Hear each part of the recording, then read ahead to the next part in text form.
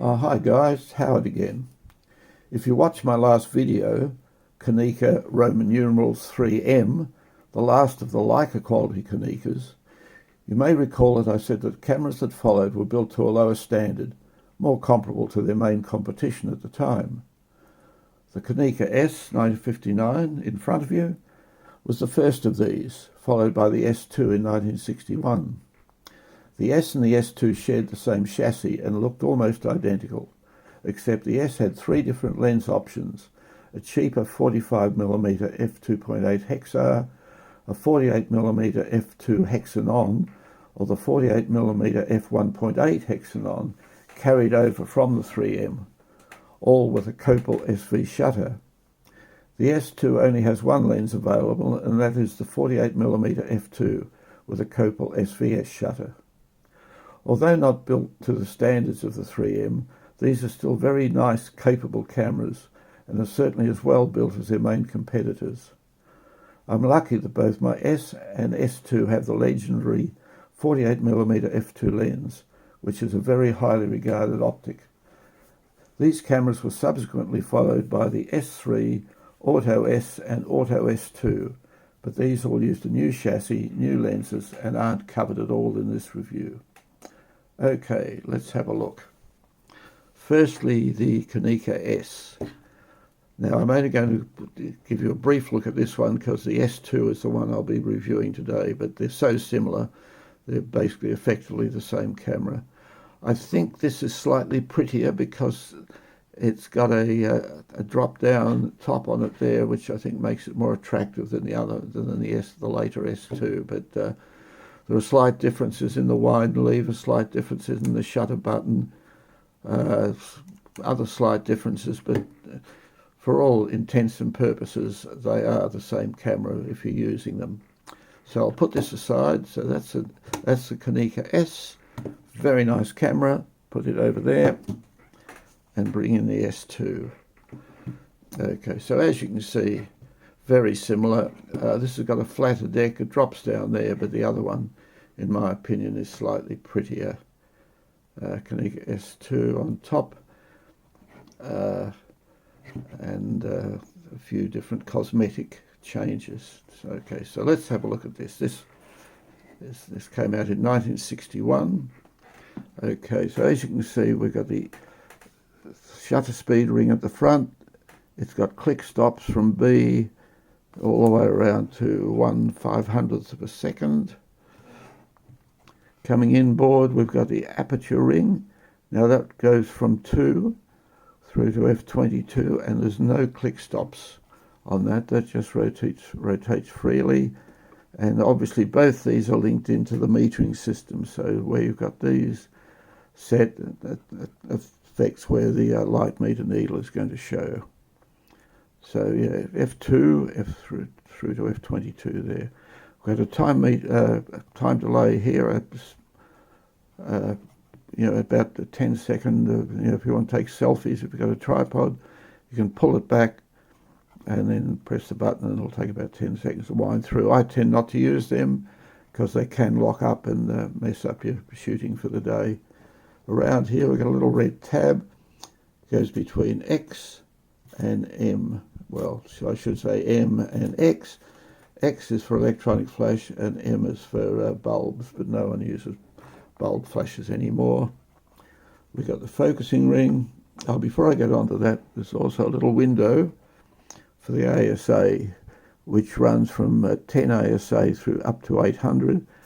It's adjusted by holding the ring and getting your fingernail into this tab and sliding it around to where you want it.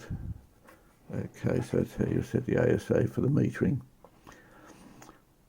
We've got the focusing ring, which is very nice and smooth, goes from just under 3 feet all the way around to infinity, and behind that there's a nice little depth of field scale, which can be handy if you're trying to see what's in focus, depending on the f-stop that you're using.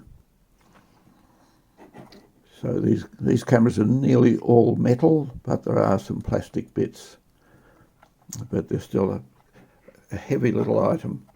Okay, on top we've got the name, we've got a nice film rewind set up here, a little arrow showing the direction to wind in, and a separate little rotating handle there, which is very nice and very nicely machined and built. Shutter button over here, which will take a remote release cable. Quite a short stroke wind. Lovely crisp shutter, that's on 1/2 a second. A little film reminder on top here. So it's black in the window for black and white, I assume. Red for, I assume, for colour film. And blue. Who knows? But black, red and blue are the three options you've got in there. The frame counter here automatically sets to 0 when you open the back. All the mod cons. Cold shoe, if you're using a flash, you're going to need to use the flash lead as well to the little flash post on the front of the camera there. Okay, so what do we got on the sides? Nothing except some nice strong little strap lugs for carrying the camera. On the bottom, as you can see, is a Konica SVS shutter. Nice wide focusing ring. Button to rewind the film, to release the film so you can rewind it, and a standard 1/4 inch tripod mount. Okay, so to open the back, there's a little tab down on the bottom, the side here. Just pull that down, the back opens. Very traditional in here, nothing unusual going on. To load a film, push up the rewind, drop the film cassette in, pull it across. The take-up spool winds to the left, so you wind it around till you get a slot. Put the tongue of the film in the slot, wind it through a bit, make sure it's taking up properly, make sure it's sitting on the holes in the film, sitting on the sprockets on the drive gear. Shut the back.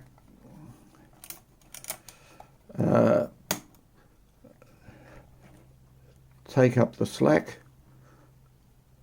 Don't strain it, but take up the slack until you feel some resistance. Shut that, and now wind it on twice.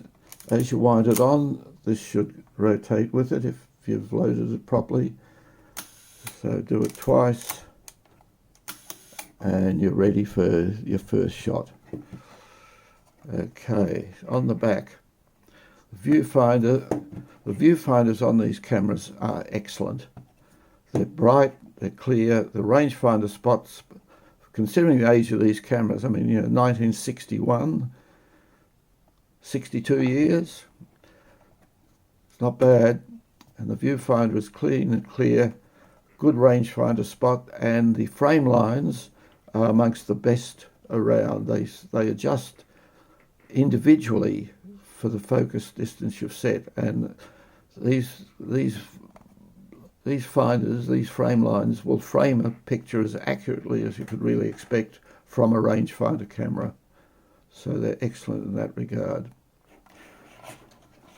Now, although I said they're not built to the standard of the Roman numerals 3M, which is an exceptional camera in its build quality, and they obviously couldn't afford to keep building them because they were very expensive cameras in their day. They had to compete more with the main opposition, so they had to cut a few corners and everything, but these are still a very nice and very reliable camera. It's one of my favorites, this camera. The meter works perfectly. It's nice ergonomically. It's much nicer to use than the 3M. I'll give it that.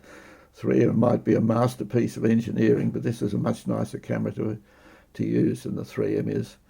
And it's just, if you can lay your hands on a really good one of these where everything works, because no one wants them anymore. It's crazy.